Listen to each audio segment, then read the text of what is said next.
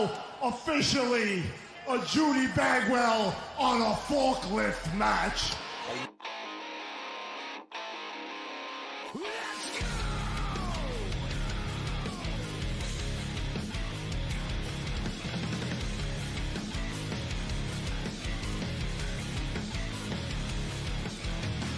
Broken, thankless, push you down, open. Hello, and welcome to another exciting episode of On A Forklift podcast. I'd be totally lying if I told you that, because it's been about a month since we've done an episode. However, as normal viewers can see, Clinton is not with me, but we do have this fine gentleman to my right, my left, your right, it's whatever it is. Please welcome James Campbell to the show. James, it is a pleasure to have you here.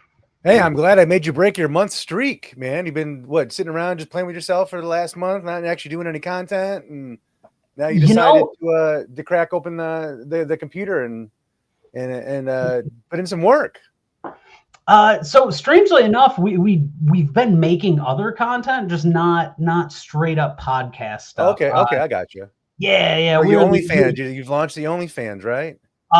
So I shut that down a little while. I shut that down about a year ago. You start to learn making too much money. You don't want to make too much money now.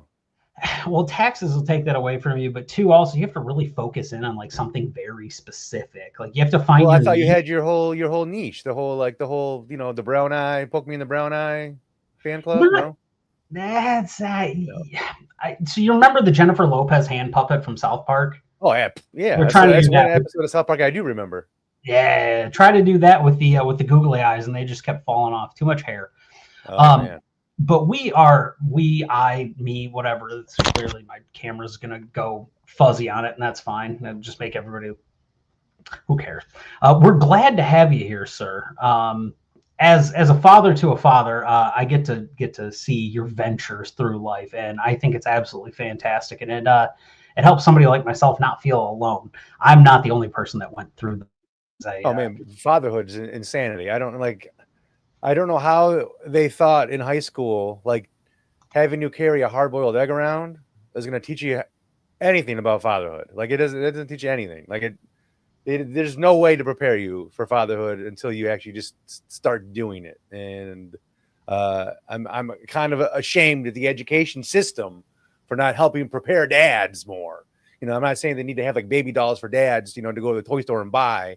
But hook us up a little bit, and not just carrying around a hard-boiled egg or I'm trying to think what other dumb things, I think they'd make like girls take home babies that would cry and you got to put like a plastic key in the baby's butt to shut it up, and that type of stuff. Like they need to do a better job of preparing people for parenthood in general, I feel, because me and my wife talk about having kids. I'm like, we'll have kids. I know this is I've always envisioned myself as being a dad and having kids, but as I got older, I was more selfish. I wanted to spend money on myself. I wanted to be able to go on vacations and, have crazy weed accessories around the house and all that stuff. But then as we got older, trying to help her achieve her life's goals. And I've always envisioned myself as being a dad. Like, let's have kids.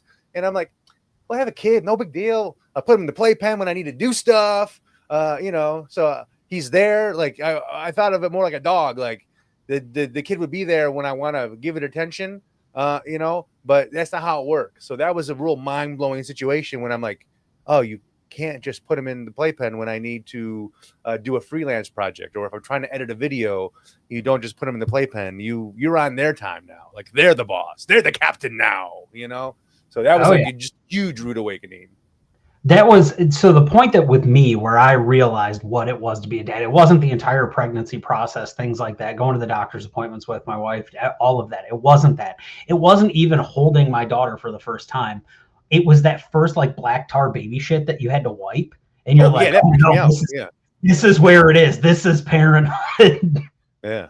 Dude, I remember that first one. Like I was having a freak out in the hospital, like in the hospital room with my wife. I'm like, I can't. I'm wiping, but it's not cleaning up. I don't know what to do. I'm wiping, she. It felt endless too. It felt endless. Not in any condition never to try to get up and help.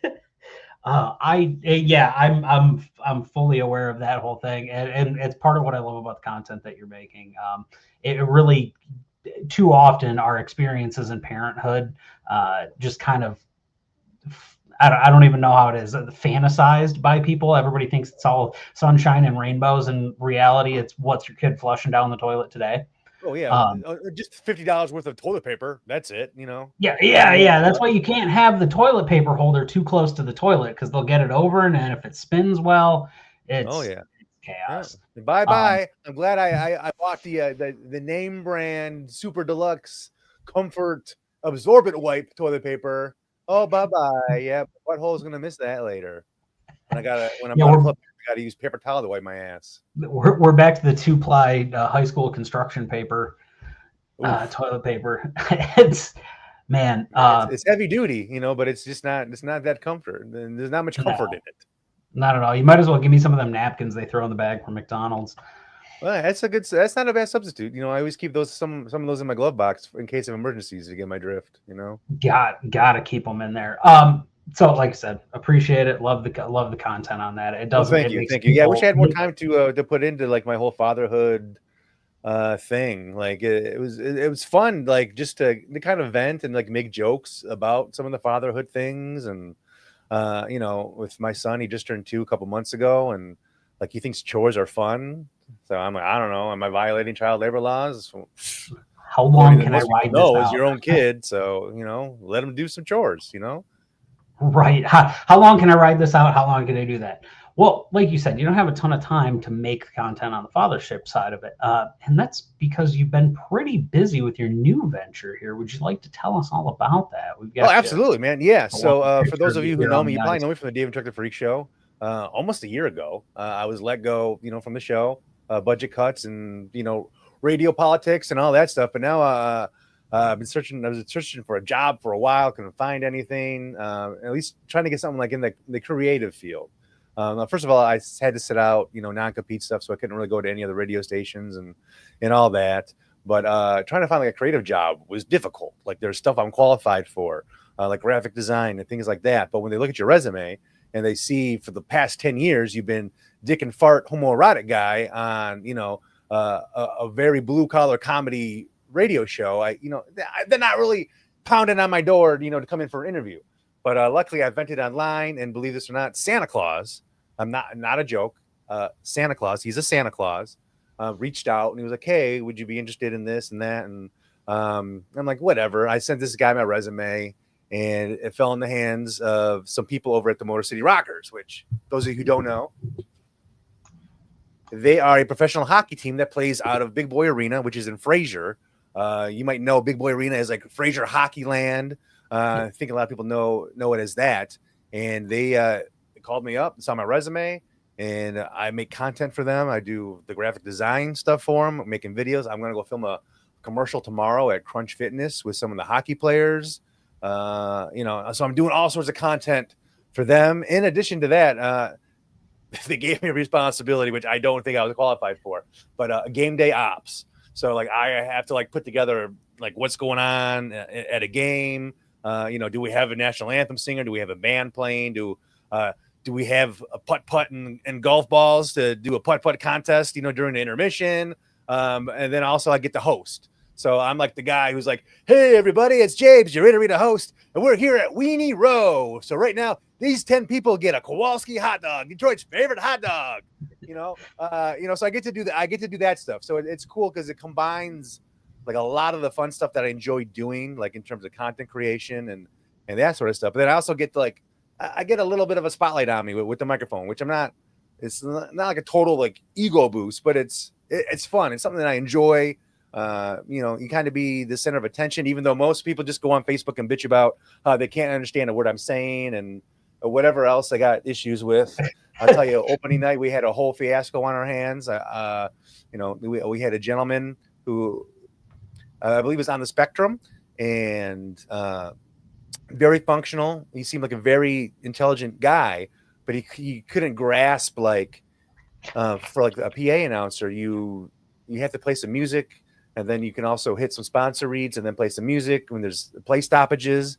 And for whatever reason, he just read every single sponsor read and like a piece of script that was in front of him from like the warm-ups all the way to the national anthem. He started the national anthem early. It was a disaster. It was a complete train wreck. But when he sees a copy, he's reading copy, is what you're saying. Yes, like yeah, he does two things. He kicks ass and he reads copy. And right now he's got no asses to kick, so all he's gonna do is read copy. And so I ended up having to like kind of direct him a little bit, and get us through the day, get us through the evening, get us through the game. And I took a bit of a beating on social media over stuff. Technically, not my fault, but because I'm like the game ops guy, it falls into my jurisdiction. So whatever. People on the internet can say whatever they want. I'm used to it. Doesn't hurt my feelings. I had to put that whole game behind us, and we killed it. We killed it. Last weekend we had 2 home games. I wish the team could have killed it as great as what we killed it in terms of game ops and the presentation. But the team's getting better. It's only the 3rd season. The Motor City Rockers have actually been a team out of Fraser. And the first 2 seasons, they made it in playoffs, and I think they made it fairly far into the playoffs. So we're hoping for the same thing this season. But dude, pro hockey, and they're part of the FPHL, and I don't know anything, about, minor league professional hockey, other than what that movie Slapshots is about it. And I saw that movie back in high school, so like I've kind of smoked a lot of the memories of that movie away, if you get my drift. Especially when you start to like learn weird things about that movie too, because the wife of the owner is also the mom from A Christmas Story. So there's like a very lewd scene in Slapshot with the wife, and then you go and watch Christmas Story, and you're like, weren't you mostly okay? You were, yep. Yeah, you okay? Wow, nice. Okay, Ralphie's mom. A lot different. Ralphie's mom's got it going on. Yeah. Forget about that other mom. Hey, Ralphie, go stick your tongue to a pole again. Yeah, well, a different kind of pole, maybe.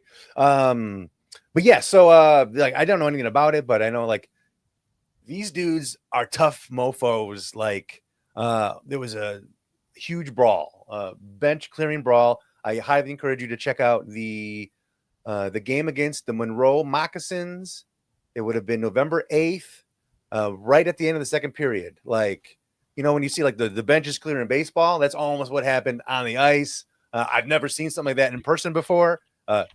Wild, like punches being thrown, bodies everywhere, gloves. I don't know how they even know whose equipment belongs to who, but it's very competitive, very physical hockey. It's a lot of fun to watch. And I mean, I'm coming from the point of view where I get to watch it like on the ice level, every single game. So it's like I'm hearing the players go in the penalty box and calling the refs every single name, that is in the dictionary, that's offensive and mean.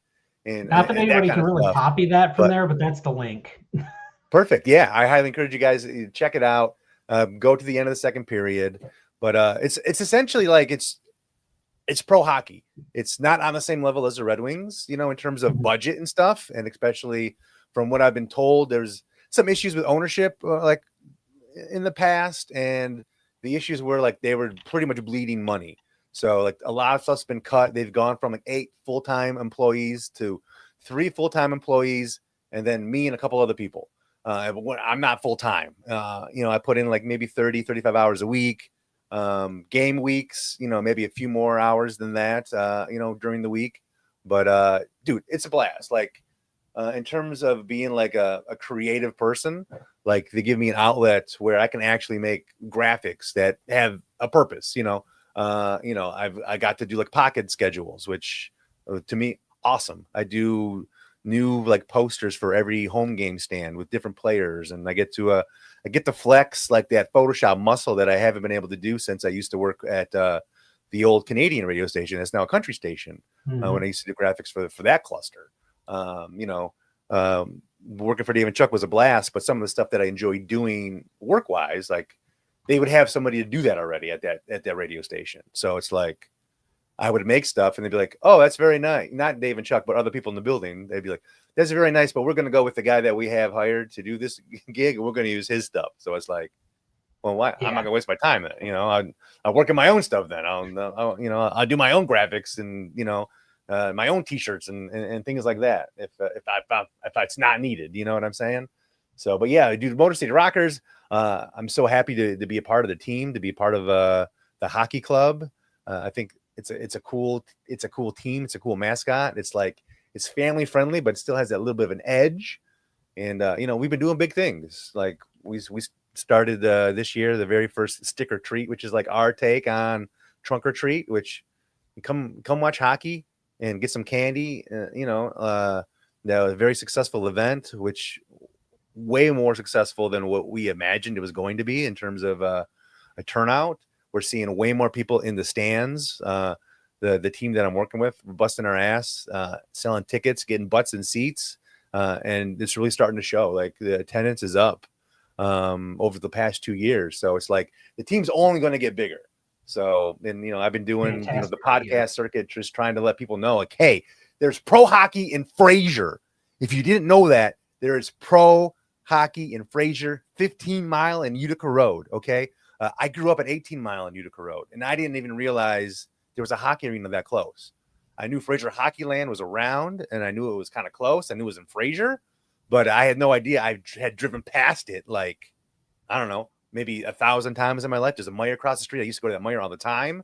I would take Utica Road up to Gratiot and up to Groesbeck. I would always drive past it. And even when I went in to meet with the team president and the gentleman who runs the arena, to talk about the job, if I didn't have my GPS telling me to turn right, I would have drove right past it. And I wouldn't have even realized it was there. So a lot of people don't even realize, A, there's a hockey arena in Fraser, and B, that there's a professional hockey team that plays out of it. So it's like now is the time to get in on it, before all the bandwagoners, give up on some other team or whatever. Like now is the time to get in on the Motor City Rockers.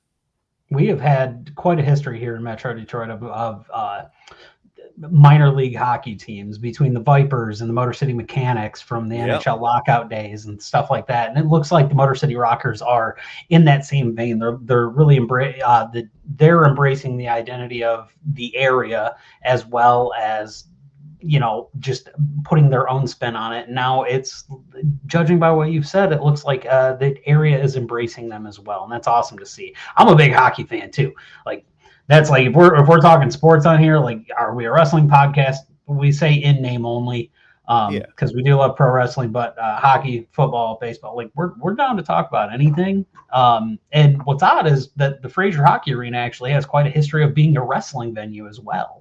Well, I know they've had like Legends of Wrestling, which is a couple events that when I worked for Beasley over at Riff, like that they put on that were there, which was funny because when I sat down for the interview, the guy who runs the arena, Bud, he's like, what would Mac say if I gave him a call? And Mac was like the guy who ran like the whole building at the radio station. And I'm like, you know Mac? I'm like, wow. I hope he would say nice stuff about me. I don't know. I think it's all good. I know I've had some weird awkward encounters, where he'd walk by me and I'm in a man thong doing some crazy thing for the morning show, but he seemed like he understood like the role of the morning show, like morning stunt guy, which was kind of what I was, at least for a little bit. They'd send me out to do all the weird man on the street stunts and things like that until kind of legal stuff got in the way and they're too worried about people getting hurt or bad stuff happening. I don't know. It's but I've been through that. I used to be a promo team at Ref. I know. Oh, okay, very cool. Your wife was my boss. Oh, okay. While you were at the Riff, she was. Yeah. Well, I guess technically Ben was our boss.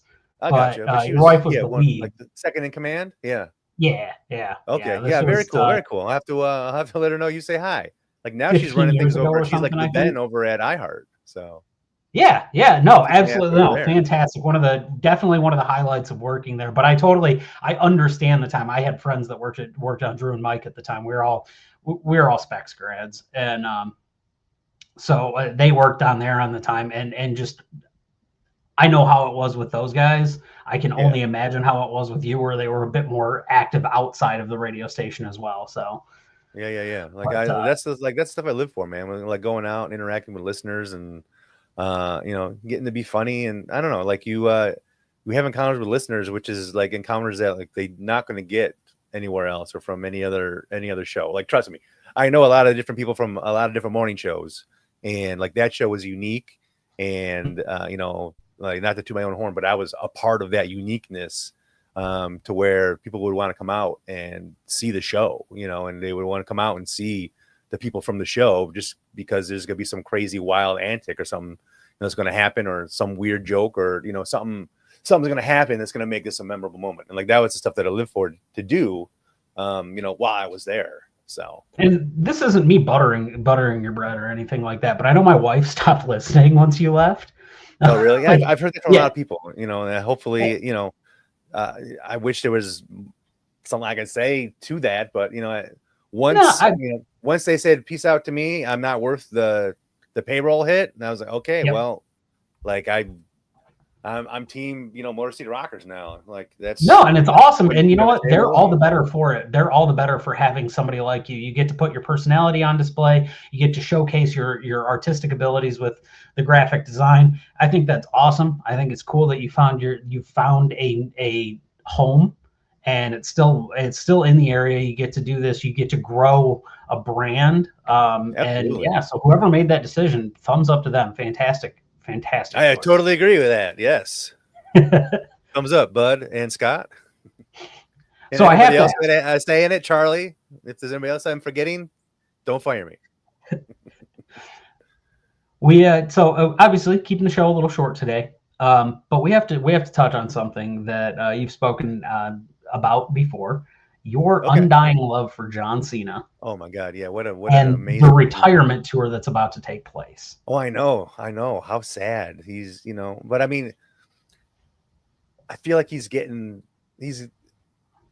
can make more money doing straight to streaming service videos than what he even needs to live off of now after the money he's made with WWE. I think the stuff he's doing now for this retirement tour is just paying homage to the WWE as like a thank you for everything and all the doors that opened. But yeah, dude, John Cena, like I started as a Cena hater. Like I watched wrestling, in the Attitude Era through high school. And then I realized, I mean, today is different than what it was back then, but it's like, if I ever want to feel the touch of a woman, I can't be all about The Rock and Stone Cold Steve Austin. I can't be quoting, you smell what The Rock is cooking, and, I had to put it behind me, so I gave wrestling up, but also like music became a big part of my life. But that's also how I kind of got into radio and stuff. But I remember I would come home from work. I'd be working at the grocery store. I'd be getting home from school from Wayne State or whatever.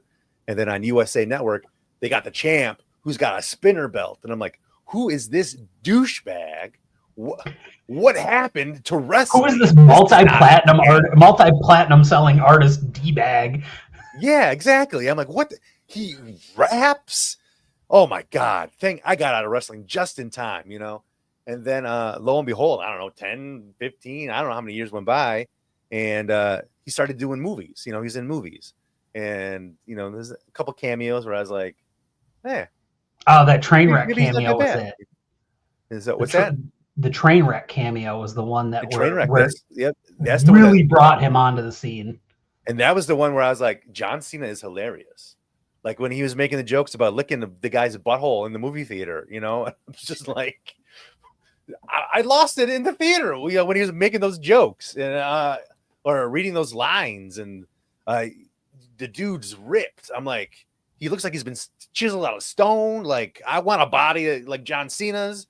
I feel like he's got the best of both worlds. And then you kind of think in the back of your mind, well, he's probably kind of like a dick or whatever, he's kind of an egomaniac or whatever. But then you hear like all the stuff he does for the Make-A-Wish Foundation. And, I'm sure some people maybe have had bad experiences with him, but there's so much good stuff that I hear about the guy. Like you're not going to be able to stop me from admiring him. And I feel like he's a great role model, hustle, loyalty, respect. Like his mantras, this comes up with the things that he lives by. It's like, it's all good shit, It's all good stuff that, I wish more people could pick up and kind of adapt in life. Like, I feel like the world would be such a better place if people would be more like Cena, and some of the stuff that I've seen him do. So is it Chris Van Villay that does some of the wrestling videos and stuff? Like he's making a living doing wrestling videos now. Chuck the Freak sent me a link, to one of his videos where he was interviewing Cena, and he knew how big of a deal it was and how busy of a man Cena was. And he's like, okay, well, I know you gotta get going. You're busy. And Cena's like, he's like, I got 5 more minutes. So you want to keep talking? You know, and then you'd be like, he'd ask him another question. He'd be like, I still got 2 minutes. You know, he's like, this is your time as dedicated to you. You don't see people do that shit. You know, you don't see anybody do that. Typically, if they're on a level or a pedestal higher than you and you're ready to be like, okay, you're done. They're like, peace out. I got to go rip a line of Coke, or I got to go, you know, harass somebody or whatever it is that they're known for doing. They're going to peace out and, you know, take those extra minutes to go do other stuff. But he was committed to being there for that time, and he gave him that opportunity, you know, to keep doing that interview. So the only other time I've seen that happen was Chris Jericho. He came into the Nerd Radio podcast, and when we were trying to wrap it up, he's like, we got a couple of minutes. We want to keep talking. And then, you know, Chuck Bean went right in and he got asking questions until we got to that point where he had to go, you know. So that's the only other time I've seen that happen was with Chris Jericho. So like that earned Jericho some points in my book. So yeah. The only other kind of like that's Jeff Goldblum, because when he does an interview, he will stop and ask people off camera. He'll be like, well, what are you doing? Like, what's your job? And he starts interviewing people during his interview, and it's like, Jeff, we're not here for that, but we appreciate it, and it's the most fascinating thing in the world. Question on the Cena thing. One, did you see Lotto Ticket? Oh no, that's his new movie, right? Yeah, the one with Aquafina. Yeah, no, I have not seen. So I think I'm like 2 movies behind. Just dad stuff. Dude, trying to find a spare couple of hours where my wife and I can stay awake and watch a movie. Slim pickings. Like my wife, she puts in like 60 hours a week at the radio station, you know, doing her job on top of having to be a mom with our son, who's relentless when she's home. Like he is glued to her. Like he is attached to her hip. Like she can't even go take a shit without the kid busting down the door, you know, mama. And I can do all I can to try to run interference. But yeah, we just haven't had the time to watch it. I want to see it. I think it looks great. But I think the last one I saw was the Vacation one, Vacation Buddies. Yeah, I know that's not the exact title, but I think they made 2 of them. Yep. And I think those were the last ones we've seen with him that was like straight to streaming service. But he's great as Peacemaker. Like, oh, I need season 2. Season 2 is just not getting here fast enough. I know. I'm ready for it too. But James Gunn, you know, he's in charge of the DC universe now, so he's got a lot on his plate. Hi, Miss Bailey. Hi, Miss Bailey. She's gonna get mad at me about that for not calling her by her first name. But yeah, I there's so much crossover with the entertainment world, wrestling, things like that. And the beautiful thing is now it's not as taboo as it once was, like you were talking about. Like back then, nobody would talk to you. Now there's been that foray to where The Rock and Batista and Cena have made that move into movies, and now it's like, okay, it's kind of acceptable to talk about it. It's acceptable to be 100%. Like it's not like people would look at dudes like, so back in like mid to late 90s, like dudes who were like obsessed, I won't even say obsessed, but like really into wrestling, they wrote you off as like you were gay. Like, I'm not even joking. They're like, you just want to watch sweaty muscular dudes rub up against each other in the ring. And I'm like, well, there's more to it than that. You know, it's not like, it's just it's pageantry, and it's, you know, it's they're playing characters, it's acting, it's, you know, like wrestling helped me in my radio career, like in a huge way, because much like in wrestling, you want to go out there and you want to get some kind of a response. You want to get a reaction.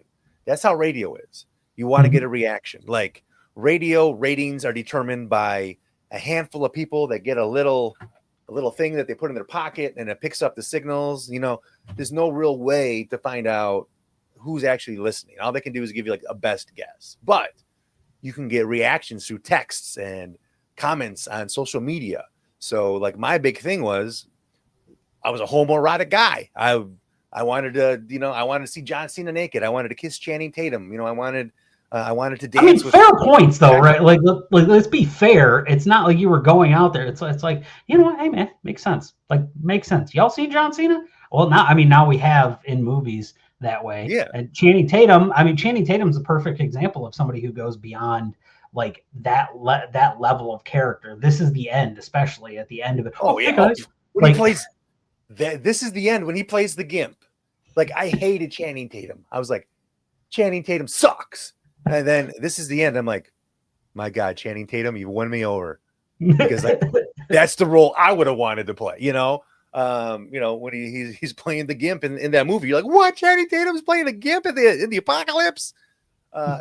So like I got so much hate for being like that homoerotic guy on the show, but like I would keep seeing the text come in. I would see emails would come in. I'm like, okay, well, people are noticing me. Whatever I'm saying is having an effect.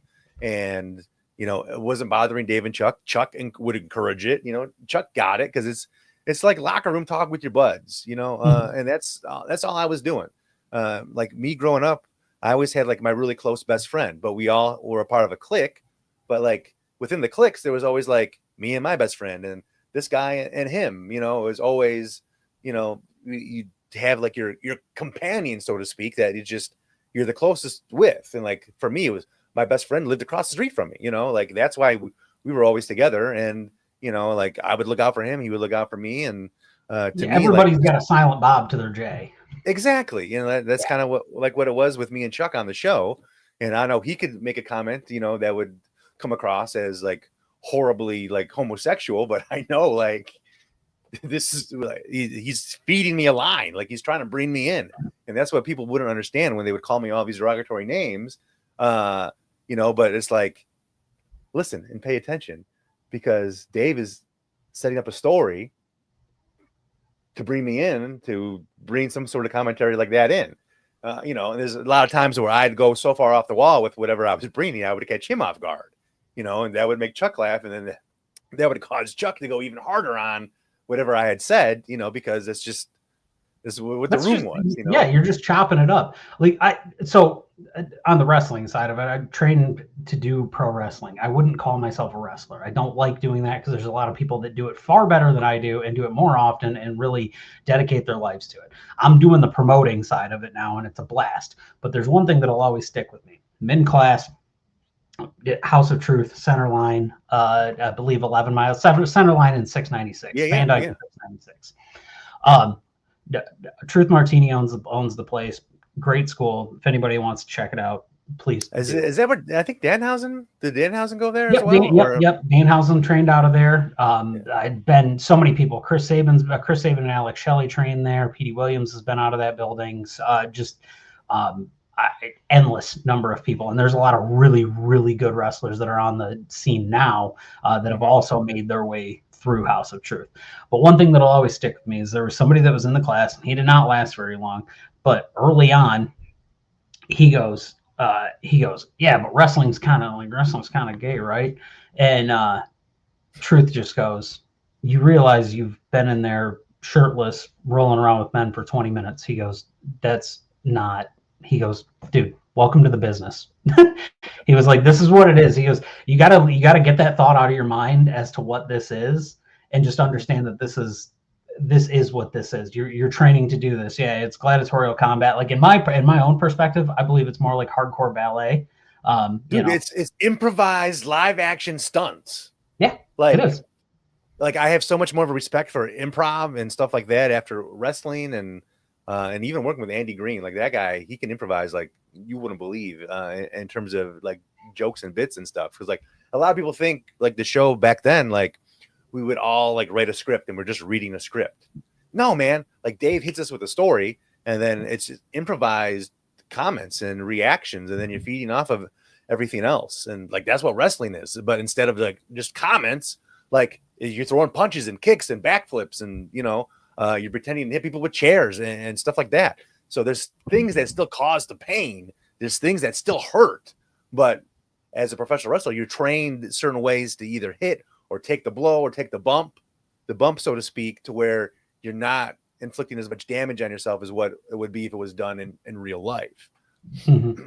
And that's the biggest thing that a lot of people have the misconception. If you're not a wrestling fan and you don't understand, it's still real. It still is. Yeah. It doesn't matter that there's real blood. They're not. There's a level of predeterminedness to it. Yeah. You still get beat up, but these people are out there showing their craft, and that's the beautiful thing about it. And really, it is improv theater.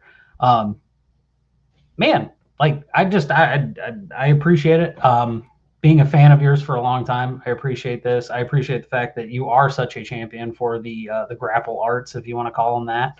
I like it. Yeah, that's a good term for it. And everything moving forward. I'm definitely going to pull that video, share it on the On A Forklift page that you were talking about, the Motor City Rockers, the end of the second period there against the Monroe. What do I have it here? Monroe moccasins, which are not just footwear; they are snakes. If anybody wonders. Yeah. I mean, if it was just footwear, that's kind of a weak mascot, But no, the Monroe moccasins is a reference to the snake. I think that they're from Louisiana, so I don't know if moccasin is like a big I think it's like a bayou snake. What's that? I think it's like a bayou snake. Okay, because I think they're very poisonous. I don't know. There's quite a few snakes in the league because there's also I think the Hudson Valley Venom, which is in New York. But yeah, so snakes, big things that are kind of scary and can kill and can bite and that's what I don't know what a snake. I don't know what their day operator is, but they should just play the first 10 minutes of Black Snake Moan before every game. I'm not familiar. I'm not familiar. Oh yeah, no, it's one of those swamp snake movies. You get the big snake coming out of the water stuff, kind of an anaconda type deal. Oh, I thought Black Snake Moan was some weird movie with Samuel Jackson and Christina Ricci. Yeah, but he's in a shed and a bayou or something. Oh, okay. I've only ever seen bits and pieces of it. I might be totally off base. I've never seen the full movie, so I don't quote me on this. I thought he was I thought he had Christina Ricci trapped. I thought he was a bad guy. Yeah, it could be. I had no idea what? It was Honestly, snakes. Plot of Black Snake Moan. This is probably a horrible time to do it. Yeah, but hey, man, we got to get some answers here. Plot that just shows the difference Snake. In perception. That's what I perceived from the trailer compared to what you've perceived from trailers and bits and pieces. Oh yeah, this is what happens when you only do this. Where is it? Christina Ricci. Film focuses on a Mississippi bluesman, so I'm not off. We're potentially near the bayou. Holds a troubled local woman captive in his house in an attempt to cure her of nymphomania after finding her severely beaten on the side of a road. That's it. Okay, so it's closer to my take. Yes, I would agree with that. I think the Black Snake that we're talking about moaning happens to be attached to Samuel L. Jackson. So we are very well could be, and I don't know if the moans are from him or from Christina Ricci, but we don't know. Maniac, you never know, right? I don't know, man. Poor Wednesday Addams. Wow. Well, that was a little bit of a deviation from what we were talking about before. But James, I know that you once again have to get to your fatherly duties. Told you we are going to keep it short tonight, and I do appreciate you being here. Please let everybody know where they can find you at and where they can see you at coming up, especially if you've got any Motor City Rockers or anything else going on. First and foremost, check out the Motor City Rockers, rockershockey.com. Follow them on all social media outlets that you can. They're on Facebook, Twitter, or X, whatever you want to call it, Instagram, YouTube, and all that stuff. But if you want to actually come out and see me, I am the in-arena host. So every home game at Big Boy Arena, I will be out on the ice. I'll be walking around the arena. Come say hi. You want to take pictures, whatever it is, dude. I owe a lot of my career where I'm at to fans of that radio show I used to be on. So, if I ever made you laugh, you want to say hi, or if you want to, reminisce about an old bit. I know somebody was reminiscing about the hot sauce baby bit online the other day, come up, I like to think of myself as very approachable. I feel like I'm not like some of the other people that are in the media where they think they're too good for everybody. I'm just like you guys. I just got lucky. I got lucky and I was friends with the right people at the right time. And, I was able to, establish myself in a career, to kind of pseudo entertain and create content. So, but you can find me at WhothefisJC on pretty much every social media platform that's out there that matters, other than TikTok. TikTok banned my WhothefisJC page because of too much man-thong content. So it is a JC Radio Superstar on there, but I don't post a lot on TikTok. I got issues with TikTok. The rules don't make sense. For the hockey team, for the Motor City Rockers, I just got a fight video taken down.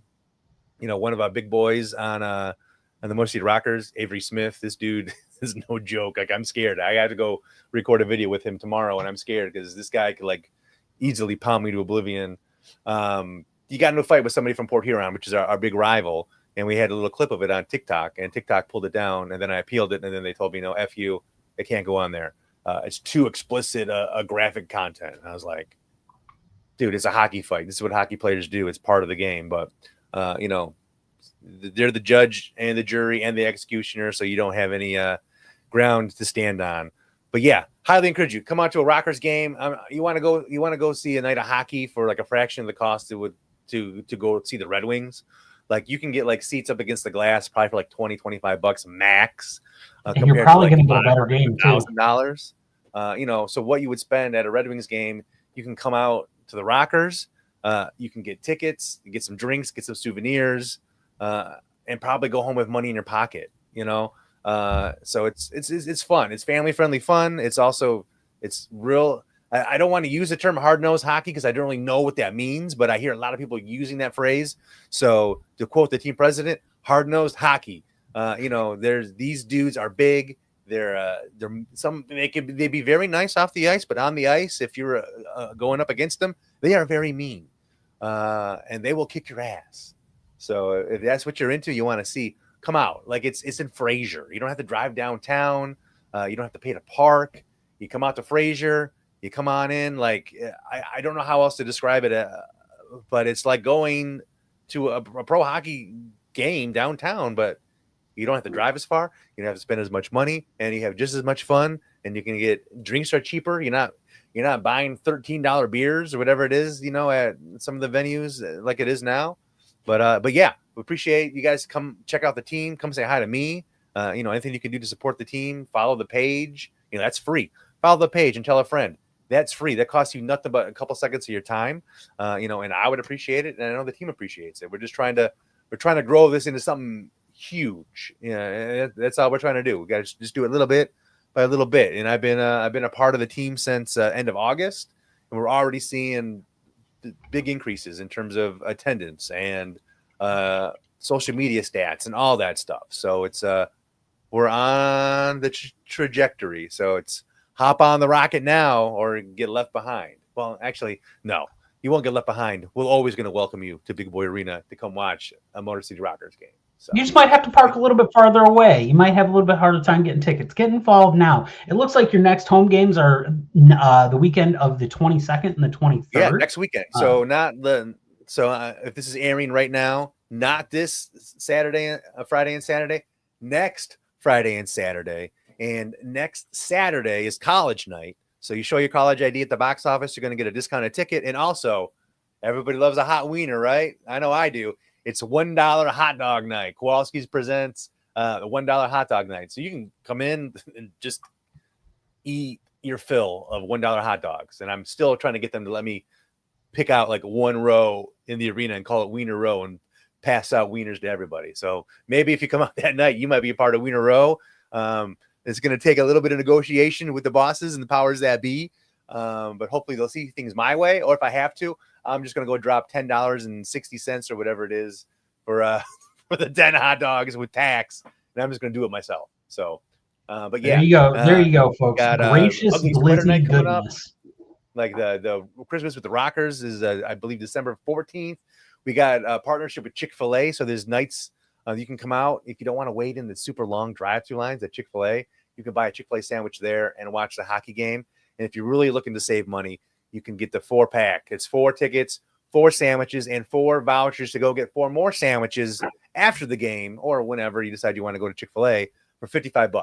So it's a reserved seat too. It's now part of the general mission. Like you're going to get an actual reserved seat. But yeah, there's a lot going on. I highly encourage you check out rockershockey.com. It's all the fun and entertainment you would get from like an NHL team, just not as expensive and not as far away. Right. And plus I'm there, you know? Right. Exactly. That's not reason enough. I don't know what more I can do to sell. Oh, so I talked about this on the last place, the last podcast I did an interview with. Have you ever heard of Chuck-a-Puck? Yes. Yes. Okay. So you're familiar here's the problem with me. I grew up around hockey. My sisters played hockey. I played hockey. Chuck-a-Puck, teddy bear toss, all those things. Very yeah, we have a teddy bear toss coming up too in December 14th. Yes. So, but yeah, so Chuck-a-Puck, for those of you who aren't familiar with Chuck-a-Puck, I know some people think I'm an idiot because I don't know what Chuck-a-Puck is, but it's literally fans in the stands go and they buy a bag of pucks and then they take those pucks, they have numbers on them, and they throw them on the ice during a certain point of the intermission. And if your puck lands on a banner or lands in a bucket, you win a prize. And to me, that's the most wild idea or concept I've ever heard of. You're going to allow your fans to throw stuff on the ice. Usually, if you throw stuff on the ice, you're kicked out of the arena. You throw an octopus on the arena at LCA. I think they kick your ass out now. It's, the fans will cheer you, but guess what? You just wasted $200 on a hockey ticket because you had to throw that octopus on the ice. Here, they encourage it. $5 get you 3 pucks, throw it on the ice. It's just crazy to see because I'm down on the ice hosting, and I'm like, 1, 2, 3, chuck your pucks, and then you just see all these foam pucks flying in the air, trying to land on banners and winning prizes. Like there's a lot of fun. There's a lot of fun, entertaining things to do other than just watching the hockey. So it's, to me, the most value you're going to get in terms of like sports entertainment in regards to hockey anywhere in the area. So fantastic. But that's it. That's the end of my sales pitch. James, thank you again. Much appreciate you being on. Yeah, no problem, man. Hey, hit me up. If there's a game you want to come out to, let me know. We'll get you and the co-host who was not available. The other guy looks like he's hanging off the forklift down here. Yeah, yeah. If bring the missus out, you get a babysitter or whatever, or hell, bring the kid. Yeah. Just hit me up, and we'll take care of you. I much appreciated, sir. Thank you so much. Once again, everybody check him out. Who the F is JC on Facebook and JC Radio Superstar on TikTok, the other places. Like I said, not there very often. But that's it for On A Forklift right now. James, once again, we greatly appreciate you being here. And as always, we have a little bit of a sign-off. It's "We love you, Judy," but I'll take care of that part of it. So okay. Well, we this love has you, been On A Judy. Forklift, and we love you, Judy.